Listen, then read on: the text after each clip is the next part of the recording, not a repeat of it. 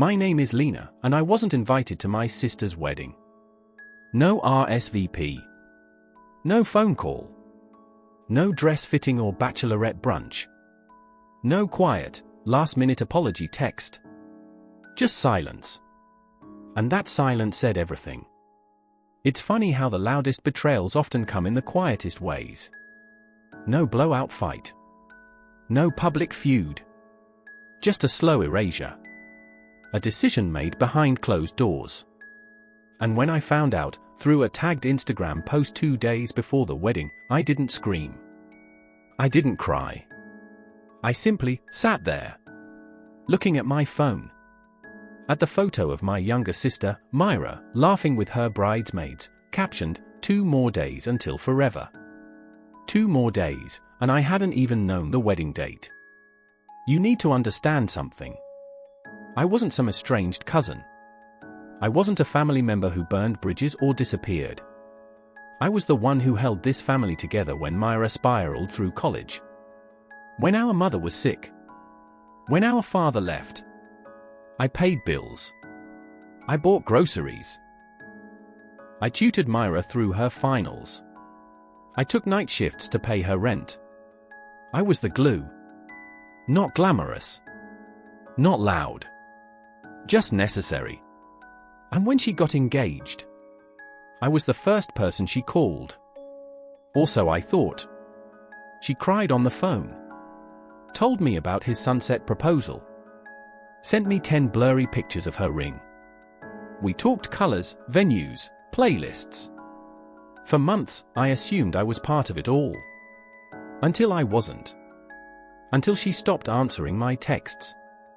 Until my mother stopped talking about the wedding altogether. Until my cousin Jenna posted a save the date magnet I never received. And then came that Instagram post. I read the comments. Can't wait to see you walk down the aisle. You're going to be the most beautiful bride. Lena must be so proud. I wasn't tagged. I wasn't mentioned. I wasn't even a ghost in that feed. It hurt in a place I didn't know could still ache. A place buried under years of being the dependable one. The background player. I called once. Myra didn't answer. I texted our mother. She replied, let's not ruin her day. And that was the last straw. I didn't go to the wedding. Of course not. I wasn't invited. But I did send a gift.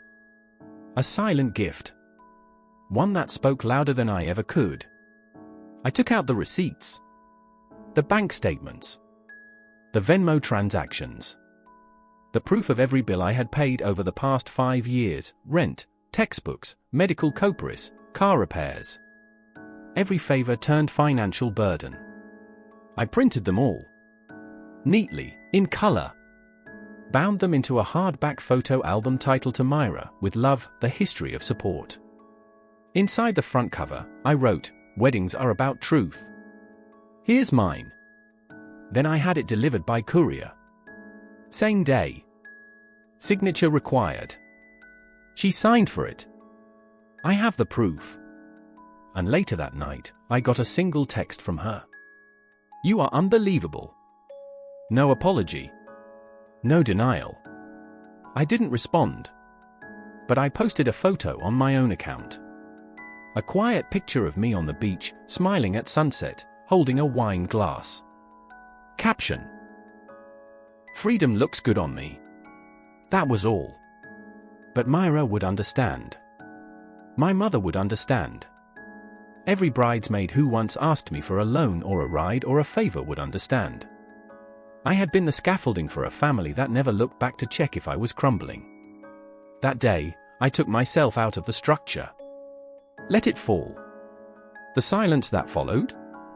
It was the loudest peace I'd ever known. You know, people talk about letting go like it's this big emotional act. Like it's anger, or rage, or a slam of the door. But real letting go is small. It's a click, one you barely hear. It's deciding not to call back. Not to send the birthday card. Not to explain yourself. Just stepping back. 1 inch at a time. After Myra's wedding, my phone was quiet for a long time. My mother didn't call. My aunt, who once asked me to review Myra's college essays, went dark. No texts from cousins. The family group chat, which I had quietly left months ago, continued without me. I thought I'd feel lonely. But I didn't. I felt clear. I used to measure my value by how useful I was to others. I was the planner, the helper, the fixer. But there's a special kind of cruelty in being needed and never appreciated. So I started measuring differently. I joined a ceramics class. Just to use my hands for beauty, not service. I booked a solo trip to Vancouver, my first real vacation. I bought a dog. Named him Basil. He listened more than my whole family ever did. And slowly, I started building something else. A different kind of family. A chosen one. Friends who checked in. Neighbors who noticed. A barista who remembered my order and asked how my day was. You'd be amazed at how much love the world still has to offer when you stop chasing it in all the wrong places. About a year later, Myra reached out again. Not with an apology, but with a baby photo. Meet Juniper, the message read. No context. No follow-up. Just the photo of a newborn in a pink Odyssey. I stared at the screen for a while. Then I put my phone down. Didn't respond. Weeks passed. She tried again. Thought you might want to meet her. She has your eyes. My eyes. Funny. I guess even now, I'm still the template. But I didn't reply. Because love isn't a debt. It's a gift. And I'd already given too much of mine away for free. Do I miss them? Sometimes. Do I wonder what it would have felt like to sit at her wedding, toast her happiness, dance beside her as a real sister? Of course. But you can't miss what was never truly given. And now, I live differently. I give differently. I love where love is returned. I show up where I'm wanted, not where I'm used. If you've ever been the one left off the guest list of a wedding, of a life, you're not alone. And here at Story Nest, we tell those stories. The ones that go unspoken. So hit subscribe.